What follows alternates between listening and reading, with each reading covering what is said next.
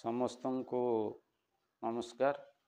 ଆଜି ଏକ ନୂତନ କବିତା ଶୀର୍ଷକ ଆତ୍ମବିଶ୍ଳେଷଣରେ ଅମୋଘ ଅସ୍ତ୍ର ଭାଗବତ। ଶୁଣିବା।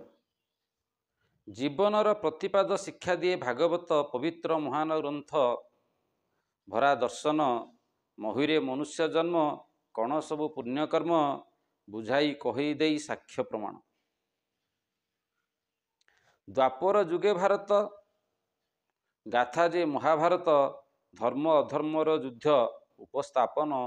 ବ୍ୟାଖ୍ୟା କରି ଗୀତାଜ୍ଞାନ, ସତ୍ୟ ଧର୍ମର ଲକ୍ଷଣ, ଭାଗବତ ଦିଅ ନରେ ଦିଗ୍ଦର୍ଶନ। ଜ୍ଞାନ ଭକ୍ତି କର୍ମଯୋଗ, କର୍ମରେ ବିଭୁ ସଂଯୋଗ, ଭାଗବତ ଦିଏ ବାର୍ତ୍ତା ବିଶ୍ୱ କଲ୍ୟାଣ। ମାୟାମୋହ ସଂସାରରେ ବନ୍ଧନରୁ ମୁକ୍ତ କରେ, ସଚେତନ କରେ ପ୍ରଭୁ ତାରି କଷଣ। ସଚେତନ କରେ ଗ୍ରନ୍ଥ ତାରି କଷଣ। ଦୁର୍ଲଭ ମଣିଷ ଜୀବନ, ଅଟେ ମାତ୍ର 2 ଦିନ। ପ୍ରଭୁଙ୍କ ସତ୍ତାକୁ କଲେ ଯେ ଅନୁଭବ, ସାର୍ଥକ ହେବ ଜୀବନ, ମିଳିବ ସନ୍ତୋଷ ଜାଣ। କାମନା ବାସନା ନିଶ୍ଚୟ ଦୂରେଇ ଯିବ। ବାଲ୍ୟକାଳ ହସ ଖୁସି, ମିଳଇ ଆନନ୍ଦ ବେଶୀ। ଯୁବକେ କରଇ ପ୍ରୀତି, ଗଢ଼େ ସଂସାର।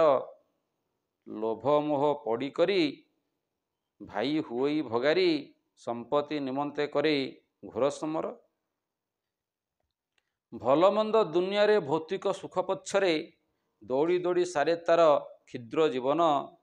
ସରେ ରହି ବିଷ୍ଣୁ ପରି ଜୀବନ ତର୍ଜମା କରି, ବୁଦ୍ଧି ଛାଡ଼ଇ ପ୍ରାଣ ନରେ ସେହି କଷଣ। ଗର୍ବ ଅହଙ୍କାର ମାନ ଅଟଇ ପରାକ୍ଷଣିକ, ଦୁର୍ଯ୍ୟୋଧନ ହୁଏ ଅତ ବଡ଼ିମା ପାଇଁ। ନିଶାପଶା ଜୁଆ ଖେଳ କରି ଜୀବନ ଦୁର୍ବଳ, ନାଶ ହେଲା କୁରୁବଂଶ ମହୀରେ ପୁଣି। ନାଶ ଗଲା ଯଦୁବଂଶ, ପାନ କରି ସୋମରସ। ବିଧିର ବିଧାନ ଏଠି କିଏ ଟାଳିବ, ଏକମାତ୍ର ଭଗବାନ ମୁକ୍ତିଦାତା ନାରାୟଣ। ଭକ୍ତିରେ ଆଶ୍ରୟ ଦେଇ ବହୁ ତାରିବ, ଭକ୍ତିରେ ଆଶ୍ରୟ ଦେଇ ବହୁ ତାରିବ। ନମସ୍କାର।